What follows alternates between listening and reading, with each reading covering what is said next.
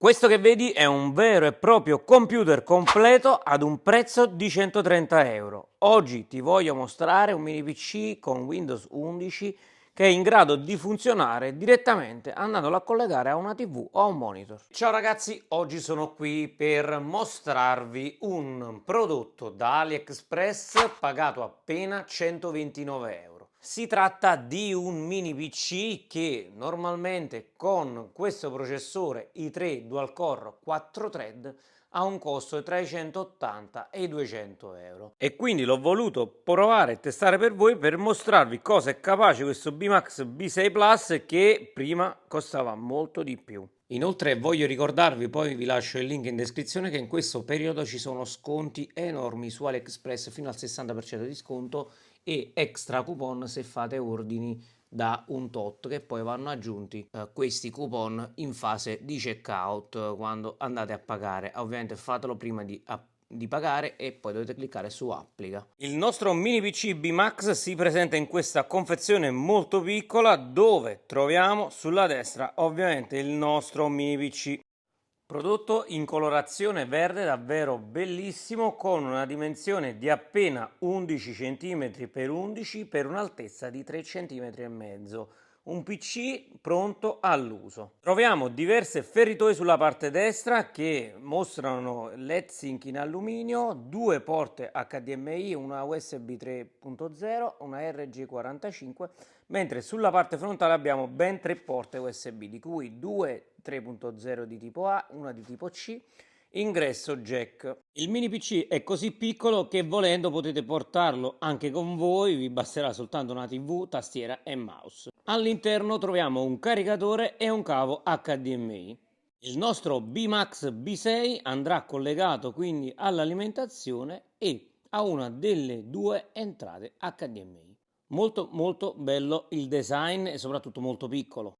Allora, come vedete abbiamo già un Windows 11 Pro nella versione 23H2, sistema operativo originale, ma soprattutto vi faccio vedere questo mini PC per quello che costa arriva con un Intel Core i3 1000NG4 che ha 2 core e 4 thread che arriva fino a 3 GHz in Turbo Boost, ma la RAM installata è 12 GB. Tra l'altro il mini PC ha un SSD interno da 512 GB e vi assicuro che è davvero molto veloce, ve lo faccio vedere.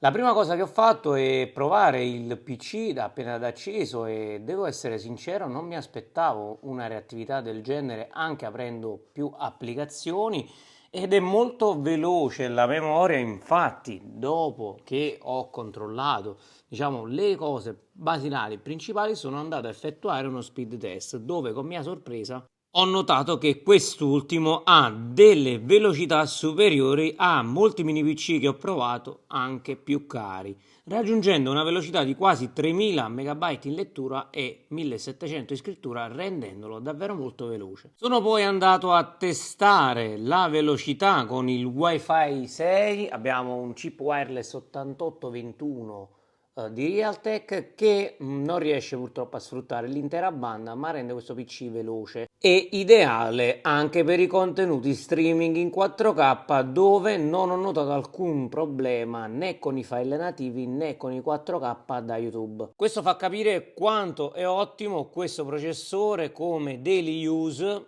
per la navigazione, per ufficio, ma non solo. Ho scaricato anche un software di video editing Filmora che è molto gettonato perché ha tantissime funzioni ma soprattutto ha un prezzo abbastanza contenuto. Ho provato a modificare una traccia in 4K, a sovrapporre i video, aggiungere i testi e le transizioni.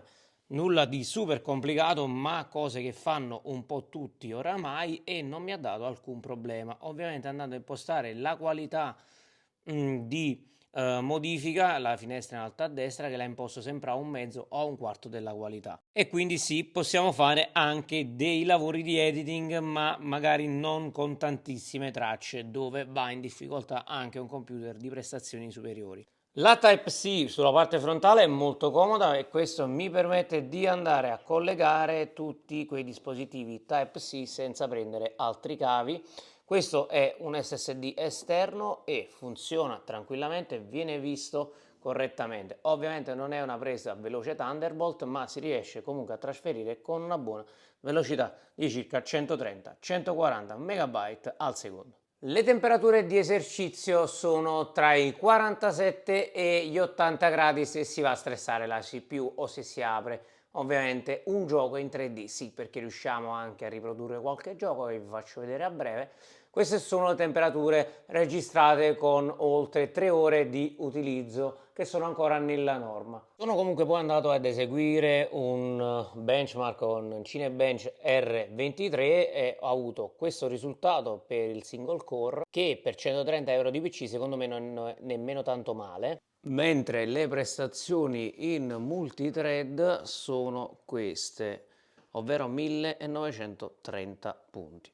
Beh, quindi abbiamo visto cosa è possibile fare con questo mini PC: leggero editing video e foto, utilizzo da ufficio, multitasking va molto bene con questo processore 4 thread, può essere utilizzato per la TV come supporto, navigazione o riproduzione e streaming in 4K senza alcun problema, può essere utilizzato tramite Ethernet sicuramente andando a sfruttare una banda migliore e una velocità maggiore oppure con il wifi integrato.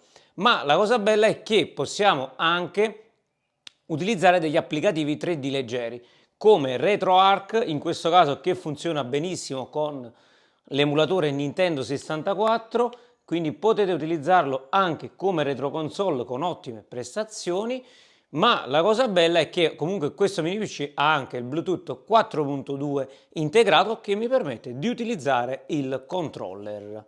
Possibile comunque utilizzare dei giochi che non hanno requisiti specifici molto alti come The Sims 4 o altri giochi indie o comunque giochi anche un po' più datati, un po' più vecchiotti, che quindi rendono comunque abbastanza utile e completo un mini PC che secondo me ha un prezzo davvero ridicolo perché è completo e va messo soltanto nella spina e collegato ad un monitor. Con il tasto cancella è possibile accedere anche a tutte le funzioni e la possibilità di modificare tantissimi parametri all'interno del BIOS, anche se vi consiglierei di non toccare nulla a meno che non siate comunque esperti, ed è possibile agire anche sulla frequenza turbo del processore stesso. Non aspettatevi ovviamente delle prestazioni estreme, ma mi aspettavo di peggio, poiché infatti questo mini PC è superiore al precedente che vi ho portato, sempre con un costo di 100 euro.